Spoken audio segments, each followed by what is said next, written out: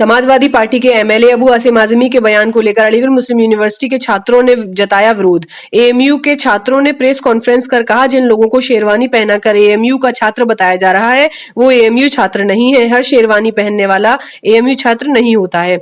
Samajwadi party के राष्ट्रीय अध्यक्ष अखिलेश यादव द्वारा जो सदस्यता ग्रहण करवाई गई है उस नाम का कोई भी छात्र एएमयू छात्र संघ का उपाध्यक्ष नहीं रहा है। देखिए ये खास रिपोर्ट अफीफा खान के।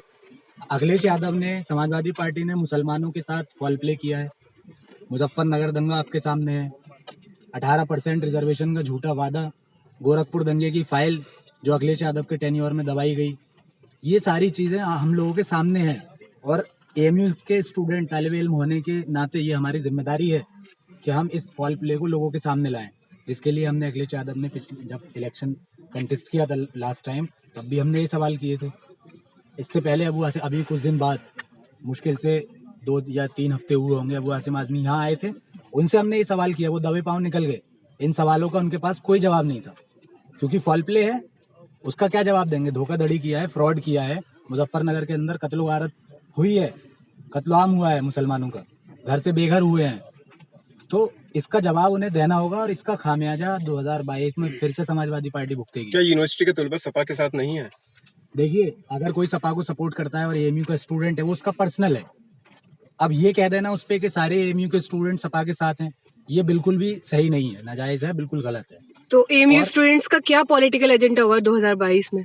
जिसने मुसलमानों के साथ फॉल प्ले किया उनको एक्सपोज करना, और उन्होंने जो भी गद्दारियां मुसलमानों के साथ की हैं जी, उनको जनता के सामने लेकर के आना, उनको बताना कि आपके साथ ये धोखाधड़ी हुई है, आप इस पे सवाल करिए।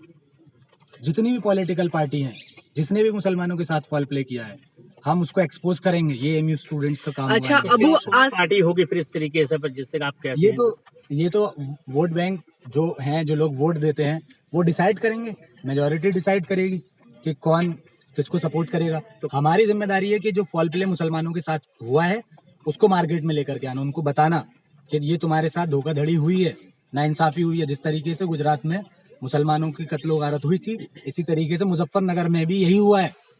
हम ये याद दिलाते रहे। इस चीज को देखते हुए जैसे कि आपकी बातें हैं जो कह रहे हैं तो लेकर, तो कहीं ना कहीं ये बीजेपी को फायदा पहुंचाने वाली बात। क्यों बीजेपी को फायदा पहुंचाने वाली बात है? हम तो बीजेपी से भी सवाल करते हैं, तो इसका फायदा समाजवादी पार्टी को पहुंचता है। ये आप ये नहीं कह सकते कि आप किसी पार्टी से अगर सवाल कर रहे हैं तो उसका फायदा बीजेपी को पहुंचेगा। बीजेपी से भी लोग सवाल करते हैं, हमने सवाल किया, हमने इतने प्रोटेस्ट मार्च यहाँ ऑर्गेनाइज किए, बीजेपी के अगेंस्ट किए हैं, क्योंकि बीजेपी ने मोब लिंचर्स को सपोर्ट किया है। बीजेपी ने हिंदुस्तान की इकोनॉमी पे क्या आपके सामने है सारी चीजें। यूनियन का क्या रोल रहेगा 2022 के इलेक्शन में? जैसा कि अभी अफवाहें उड़ रही हैं, अबू आसिम ने स्टेटमेंट्स दिए हैं, इसके बारे में 2022 में क्या रहेगा? देखिए, अलीगढ़ मुस्लिम यूनिवर्सिटी एक सेंटर है तमाम पॉलिटिकल मुसलमानों के पॉलिटिकल एजेंडा का, और यहाँ से जो आवाज़ें उठती हैं, जो भी बोला जाता है, मुसलमान पे यकीन करते हैं। और हमारा एजेंडा ये है कि हम जितने भी पॉलिटिकल पार्टीज़ हैं, चाहे कोई भी हो, अगर मुसलमानों के साथ फॉल प्ले किया है, धोखा किया है, तो हम उसको एक्सपोज करेंगे। हम मुसलमानों को बताएंगे कि किन लोगों ने मुसलमानों के साथ क्या किया है। हम ये भी बताएंगे कि मुजफ्फरनगर का दंगा हुआ, अखिलेश यादव चीफ मिनिस्टर थे। और हम ये भी बताएंगे 2002 में दंगा हुआ गुजरात में, उस वक्त नरेंद्र मोदी वहाँ पे चीफ मिनिस्टर थे। और हम ये भी बताएंगे कि आपसे वादा किया गया था 18% रिजर्वेशन का, और आपको पूरा नहीं किया गया। एजेंडा यही रहेगा कि हम जितने भी फॉल प्लेज हैं, जितनी पॉलिटिकल पार्टी का एक्सपोज करेंगे और बताएंगे कि सच्चाई क्या है, हकीकत क्या है, और जो मुसलमानों की बात करेगा। तक जो है कौन सपोर्ट कर रहा है मुसलमानों को? अभी तक तो जितने भी पार्टीज हैं, चाहे वो कोई पार्टीज हो, जो अपने सो कॉल्ड सेकुलर कहते हैं, और यही देखा गया कि उन्होंने वादा किया और वादा खिलाफी की, और उन्होंने मुसलमानों के साथ फॉल प्ले किया। अभी तक कोई मुसलमानों के साथ नहीं आया। जितने भी इश्यूज हैं मुसलमानों के, मॉब लिंचिंग है। अब मैं एक एग्जांपल दूं आपको, कानपुर में एक बड़े आदमी बिजनेस के मर्डर हो जाता है, अखिलेश यादव जाते हैं उनसे मिलने के लिए। वहीं कानपुर में एक मुस्लिम बच्ची है, रेप हो जाता है, मार दिया जाता है, उनके घर नहीं जाते हैं। तो ध्रुवीकरण है कि यूनियन किसको सपोर्ट करेगी, कुछ आइडिया है आपको? मुस्लिम यूनिवर्सिटी स्टूडेंट यहाँ जो है मुसलमानों का एक इंटेलेक्चुअल हब है, ज़्यादातर मुस्लिम यूथ यहाँ पढ़ता है।